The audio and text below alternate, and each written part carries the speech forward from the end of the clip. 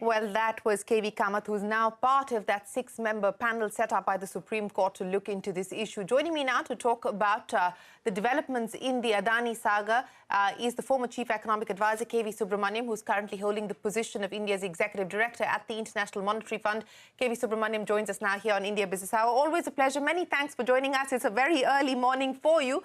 But let me get started by asking for your thoughts on the many developments that have taken place in this saga just today.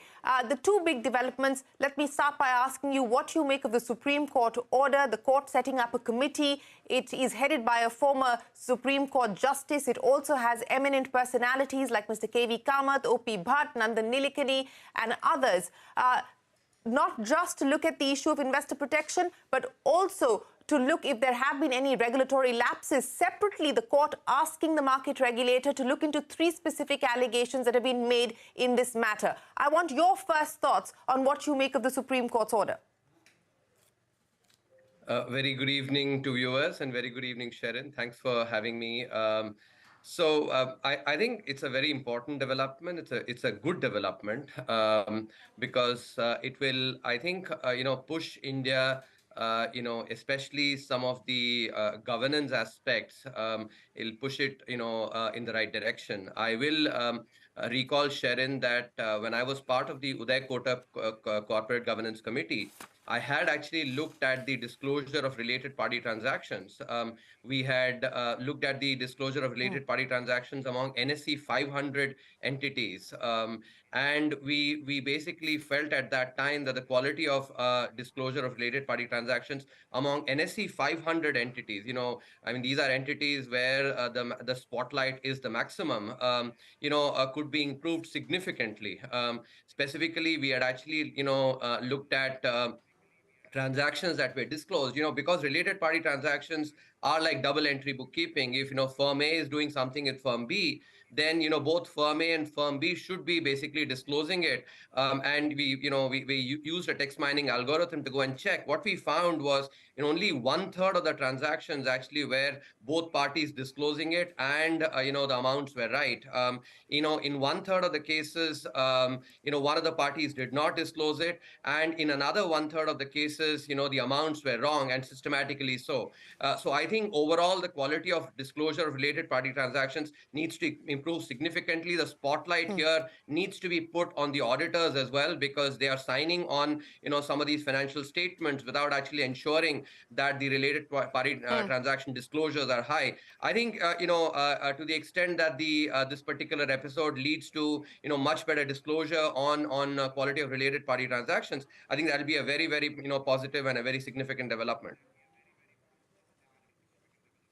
Okay, so you're saying that as far as related party transactions are concerned, there is need for an overhaul. There is need for, change there in terms of disclosure, and you believe that this will hopefully lead to that. But specifically from an Adani perspective, and I know that you have in your piece previously also argued that there is an element perhaps of irrational exuberance as well as a structural shift moving more and more towards this infrastructure capex story that could have potentially driven up prices and not necessarily manipulation.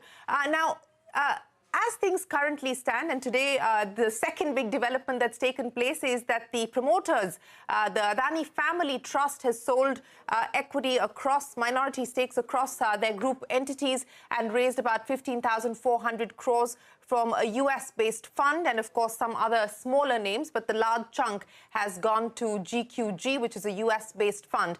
Now, in light of the kind of value erosion, wealth destruction that we have seen, do you believe that this development will perhaps offer a floor at this point in time? I must also point out, for the benefit of our viewers, and of course this is a developing story, but at least in two cases, the transaction has happened at a deep discount to the 52-week high. So, Shereen, I have a couple of points to make. One of the things that the Hindenburg report had said was that the Adani story was the biggest con in history. I think, when such a claim is made, one has to have a smoking gun. And the main point of my piece was that there is a plausible explanation that can be provided for the stock price rise, combining the structural change towards infrastructure spending by the government, and the fact that that Adani Group is actually known as an efficient, developer of such infrastructure. Together with that, some irrational exuberance.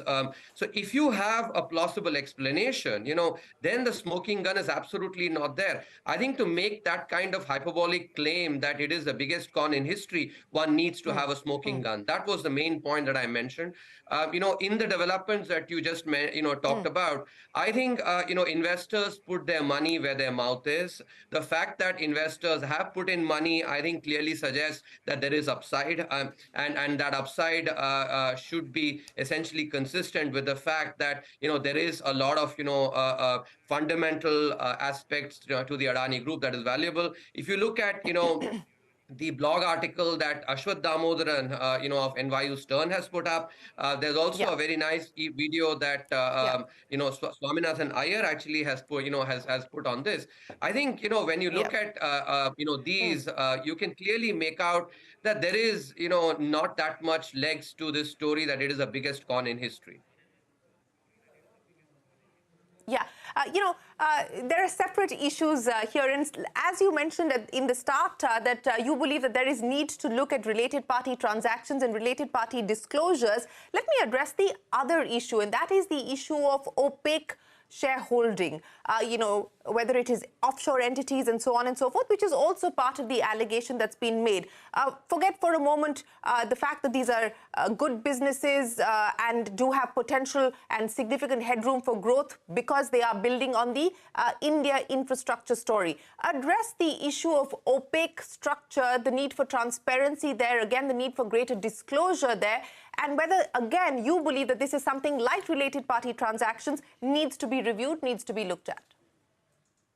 In fact, Shereen, that actually falls in the domain of related parties. When you have, lack of disclosure on the, on who are the related parties, and that related party could be because there are common directors there. It could be because there is, management that is being shared across entities. I think when related parties are well recognized and all transactions between them are actually disclosed well, I think, there'll be a lot of, improvement in governance that will happen. In India, this is particularly important because we do have significant chunk of our economic activity that is actually driven by family-owned enterprises, which tend to be more conglomerates, not focused firms. And therefore, there are, many entities that actually within the conglomerate that are likely to be related parties. So the quality of disclosure on that needs to improve significantly. Here, as I said before, I will put the onus on auditors. I think NFRA needs to really get its act together. At the same time, the ICAI actually, and I've observed, ICAI in the Corporate Governance Committee. I think they need to actually, bring their act together. They can't be, a setup where basically they end up only sort of looking the other way, oftentimes on some of the, poor quality disclosures. We have to remember that, financial statements are the first line of defense for any investor. And I think the overall improvement in, financial statements, the onus is on, institutions like ICAI and NFRA, together with SEBI. Of course, SEBI also has to tighten, on related party transaction disclosures. NSE 500 entities, we found the quality of disclosure to be quite poor. You can only imagine actually how it would be on entities that are actually, not as much in the spotlight. So I think this is an area that actually needs significant reform. I think there's a good opportunity to do that reform.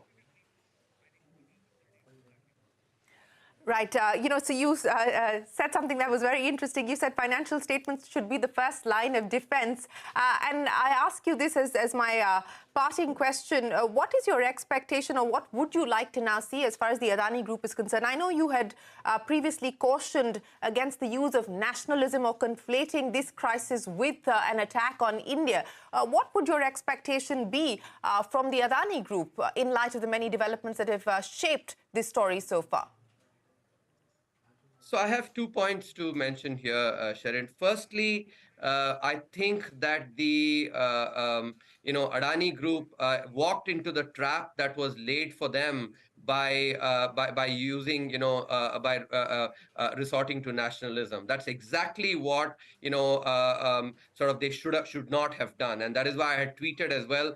A private firm, even if, let's say, and I emphasize this, even if there is some dimension of trying to hurt the Indian economy, I think the private firm actually should have taken the better course of just responding based on financials, and business fundamentals. That's the right thing to do, for a private firm. If it were a sovereign wealth fund, sovereign wealth fund actually using nationalism, I think might have been okay, but not for a private firm. That's my point number one.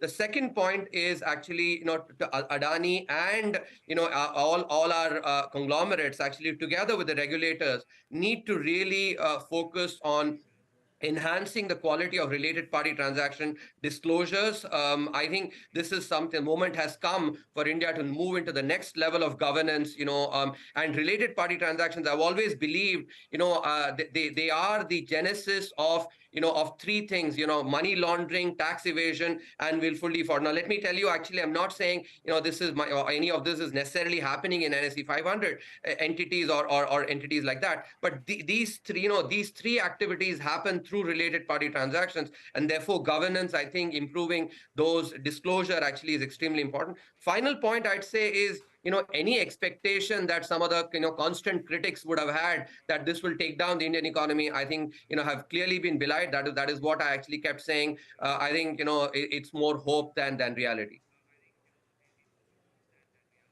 All right, Mr. Subramanian, we will leave it there. Appreciate you joining us here on CNBC TV 18 with your take on the several developments that have taken place in